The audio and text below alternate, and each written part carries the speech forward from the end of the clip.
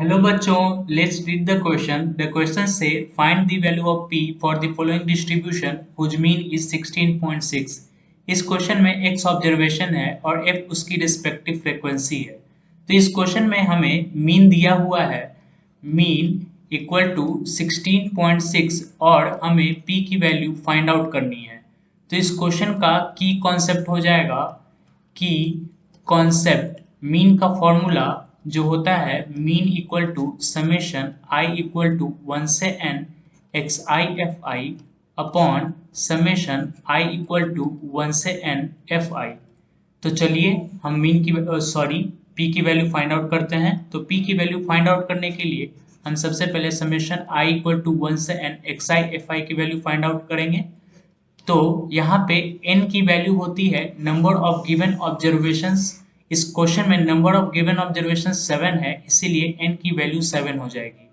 अब हम summation x i f I find करेंगे, तो इसे फाइंड करने के लिए हम दिए गए ऑब्जर्वेशंस को x1, x2 and so on मान लेते हैं और उसकी रिस्पेक्टिव फ्रीक्वेंसीज को f1, f2 and so on मान लेते हैं।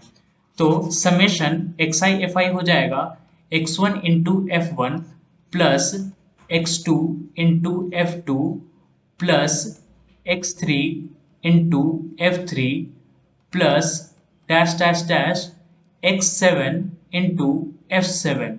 इसे सिंप्लीफाई करेंगे तो ये हो जाएगा 8 into 12 plus 12 into 16 plus 15 into 20 plus p into 24 plus 20 into 16 plus 25 into 8 plus 30 into 4।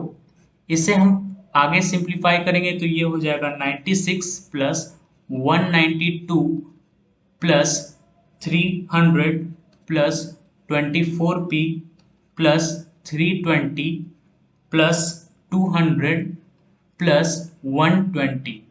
इसे हम सिंप्लीफाई करेंगे तो ये हो जाएगा 1228 प्लस 24p। अब हम समेशन i इक्वल टू 1 से 7 एफ आई निकालेंगे, तो इसे निकालने के लिए हम दिए गए सारे फ्रीक्वेंसीज को आपस में ऐड कर देंगे।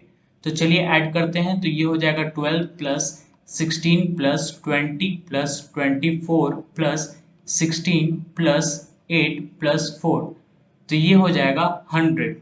अब हम जो आई है वैल्यूज उसको हम मीन के फॉर्मूला में पुट करेंगे। तो मीन हो जाएगा समेशन आई इक्वल टू 1 से 7 x i f i upon summation i equal to 1 से 7 एफ आई, और हमें मीन की वैल्यू दी गई है 16.6।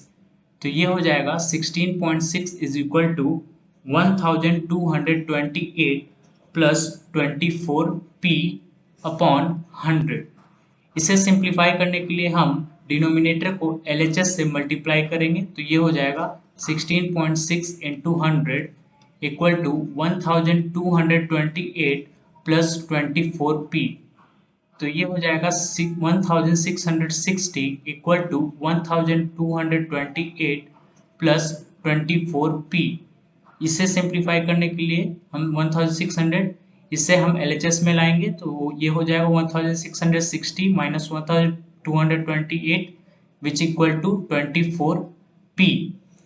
तो ये हो जाएगा 432 is equal to 24p।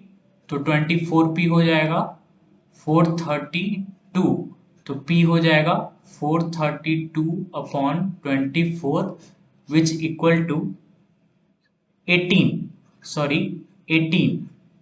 So p equal to 18. So the final answer is 18. Hope you understand it well.